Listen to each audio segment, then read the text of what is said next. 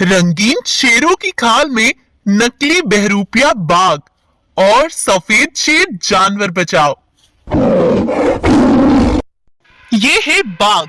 यह बाघ इतना जालिम और बेखौफ है कि ये किसी भी छोटे बड़े जानवरों पर भी बिल्कुल रहम नहीं करता, बल्कि उन्हें अपने मनोरंजन के लिए उन्हें अपना शिकार बना लेता है। इस बाघ ने अपने पूरे जंगल में आतंक फैला रखा है। इसी तरह एक दिन ऐसा आया कि उसके जंगल में एक भी जानवर नहीं रहा। उसने सबको शिकार बना लिया था। अब बाघ भूख से परेशान अपनी गुफा में बैठा था। तभी वहीं भागता हुआ बाघ का जासूस चीता वहां पहुंचता है। अरे चीता, तुम इतनी देर से कहां गायब थे? महाराज, मैं अभी रंगीन जंगल से आया हूँ। रंगीन जंगल? रंगीन जंगल का क्या मतलब? मतलब जिस जंगल से मैं होकर आया हूँ उस जंगल में सारे शेर रंगीन हैं। उस जंगल में बस शेर ही रहते हैं। वो कोई ज्यादा ताकतवर शेर नहीं, बस उनका जो राजा है वो बहुत ज्यादा ताकतवर है। मतलब अब उन रंगीन शेरों का शिकार है ना चीता? हाँ हाँ महाराज, अब हमें चुपके से उन्हीं का शिकार करना चाहिए। हाँ तो ठीक है, चलो चलते हैं। तब वो दोनों उन रंगीन शेरों के जंगल में पहुंच जाते हैं। तभी उन्हें सभी शेर अपने राजा सफेद शेर के पास खड़े दिखाई देते हैं। तब वो दोनों उनकी बातें छिपकर सुनने लगते हैं। सुनो भाइयों, मैंने तुम्हें यहाँ इसलिए बुलाया है कि हमारे आसपास के जंगल में एक शैतानी जादूगर घुस आया है। वो हम जैसे रंगीन शेरों को इकट्ठा करके अपनी एक शैतानी फौज तैयार करना चाहता है। अगर तुम उसे एक साथ शिकार पर जाते दिखे तो वो तुम्हें अपनी जादुई शक्तियों से अपने वश में कर लेगा। इसीलिए कल से मेरे साथ एक एक शेर शिकार करने जाएगा। जी ठीक है महाराज, जैसा आप सही समझे। कल से मैं खरगोश को जिस भी शेर के पास भेजूंगा वही शेर मेरे साथ शिकार पर जाएगा। उनकी यह बातें सुनकर बाघ और चीता वहां से चले जाते हैं और कुछ दूर जाकर बाघ बोलता है। सुनो चीता, अब हम दोनों चालाकी से शिकार करेंगे। जब शेर राजा खरगोश को जिस भी शेर को लेने भेजेगा तो हम उससे पहले ही उसी रंग के शेर को मार डालेंगे और उसका शिकार कर लेंगे। और फिर उसी शेर की खाल को पहनकर मैं राजा शेर के साथ शिकार पर भी जाऊंगा। इस तरह से हम एक दिन में 2 शिकार करेंगे। बस तुम्हें करना यह है कि शेर जब भी खरगोश को जिस रंग के शेर का भी नाम बताए तभी तुम आकर उसकी खबर मुझे दोगे। ठीक है महाराज, मैं बिल्कुल ऐसा ही करूंगा। तब अगले दिन शेर खरगोश से कहता है। खरगोश, जाओ तुम हरे रंग के शेर को बुला कर लाओ। आज मैं उसे शिकार पर ले जाऊंगा। ठीक है महाराज, मैं अभी बुला कर लाता हूँ। चीता यह सुनकर बहुत तेजी से भागता हुआ बाघ के पास जाता है और उसे हरे रंग के शेर के बारे में बताता है। तो बाघ जल्दी से जाकर हरे रंग के शेर को चुपके से मार डालता है और उसको खाने के बाद जल्दी से अपनी खाल को पहन लेता है। उधर खरगोश हरे रंग के शेर को ढूंढता हुआ बाघ के पास पहुंचता है। शेर भाई, आज महाराज शेर ने तुम्हें अपने साथ शिकार पर बुलाया है। ठीक है खरगोश, मैं अभी जाता हूँ।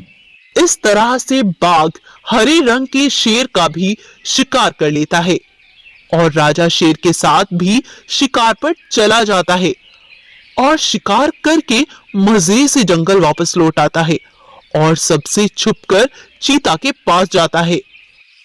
आ गए महाराज, बताओ आज का शिकार कैसा रहा?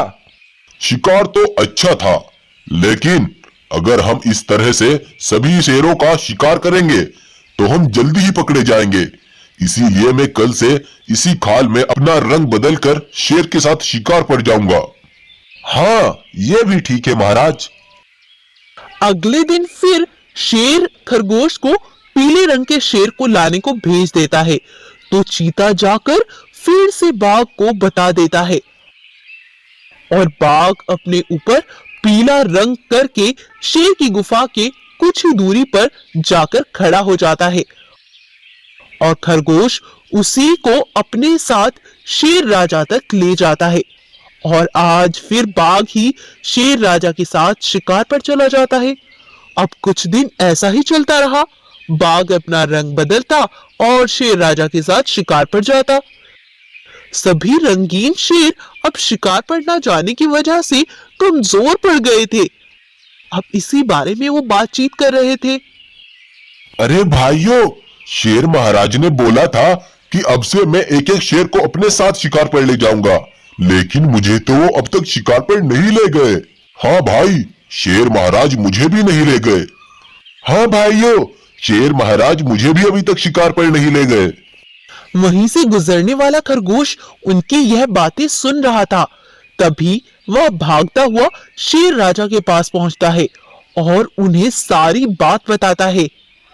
ये तुम क्या बोल रहे हो खरगोश? जाओ, सभी को मेरे पास बुलाकर लाओ।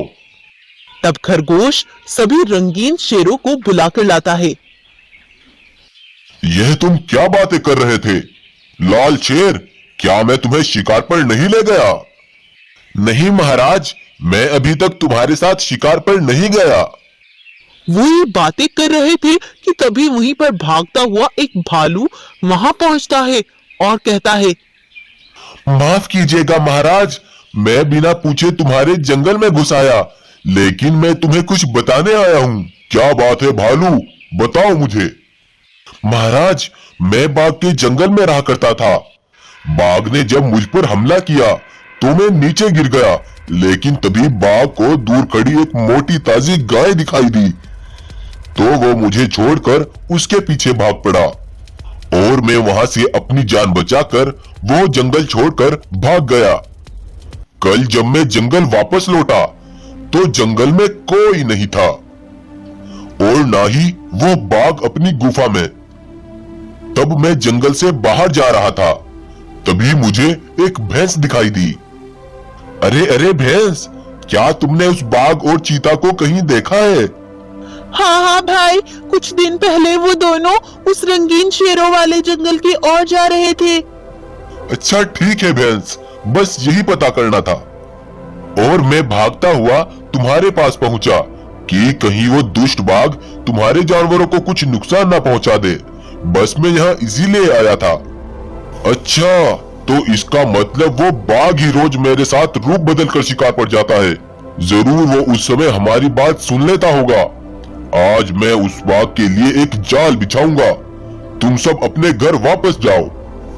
फिर जब भोजन का समय होता है तो आज फिर चीता उसे ब्राउन कलर के शेर के बारे में बता देता है और बाघ आज फिर ब्राउन कलर में बदलकर शेर राजा के साथ शिकार पर जाता है। तो आज राजा शेर उससे बोलते हैं, आज तो भाई बहुत ज्यादा गर्मी है, पहले आज नहा लेते हैं, उसके बाद शिकार पर चलेंगे। यह सुनकर बाघ तो डर जाता है, क्योंकि उसने तो अपने ऊपर कलर किया हुआ था। तो बाघ राजा शेर को नहाने से बहुत मना करता है, लेकिन राजा शेर जबरदस्ती करके बाघ को नदी के अंदर ले जाते हैं।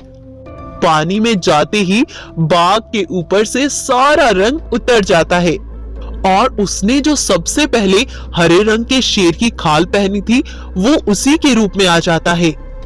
मुझे सब पता चल चुका था धोखेबाज बाघ कि तुम ही नकली रूप में आकर मेरे साथ शिकार पर जाते हो। अब मैं तुमसे सारा बदला लूंगा। तब राजा शेर बाघ के ऊपर से वो खाल उतार देते हैं और उस धोखेबाज बाघ को वहीं पर जान से मार डालते हैं और उसका किस्सा वहीं पर खत्म कर देते हैं। और फिर उसके बाद से वो सभी खुशी खुशी से जंगल में रहने लगते हैं।